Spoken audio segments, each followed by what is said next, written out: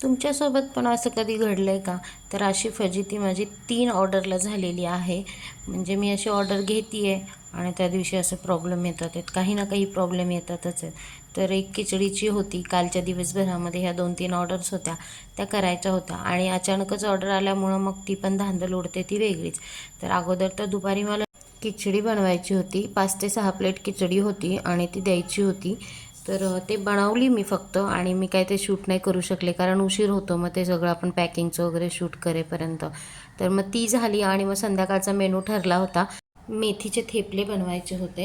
त्याच्यामुळं मग मी तसं 2-3 ऑर्डर्सना कन्व्हिन्स केलं होतं की आज काही भाकरी चपाती मिळणार नाही आहे आणि थेपले आहेत तर तुम्ही घेऊ शकता तर घ्या असं सांगितलं होतं. कारण सकाळपासूनच लाईटीने खूप गोंधळ घातला होता. मी तुम्हाला म्हटलं तसं की सकाळी खिचडी करायची होती तेव्हाही सकाळी लाईट गेली, त्याच्यामुळे ती खिचडीमध्ये पण सगळे शेंगदाणे असे मोठे मोठेच राहिले होते. ते इतकं टेन्शन येतं ना असं ऑर्डरच्या टायमाला झालं की. मग त्याच्यानंतर परत संध्याकाळी असं झालं की एक अजून आले, नवीन होते ते, फर्स्ट टाईम माझ्याकडून ऑर्डर सांगितली होती त्यांनी.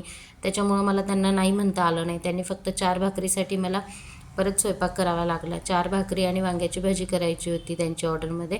मग दिली करून आणि असंही मला स्वयंपाक करायला आवडतं त्याच्यामुळं मला ऑर्डर आली की कंटाळा येतच नाही. ती कितीही असू दे. तर इतकीच भाजी द्यायची होती आणि 4 भाकऱ्या द्यायच्या होत्या.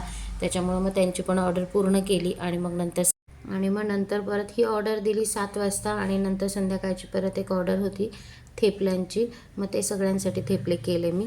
तर असा आज दिवस गेला. आज लाईटीने खूप गोंधळ घातला होता.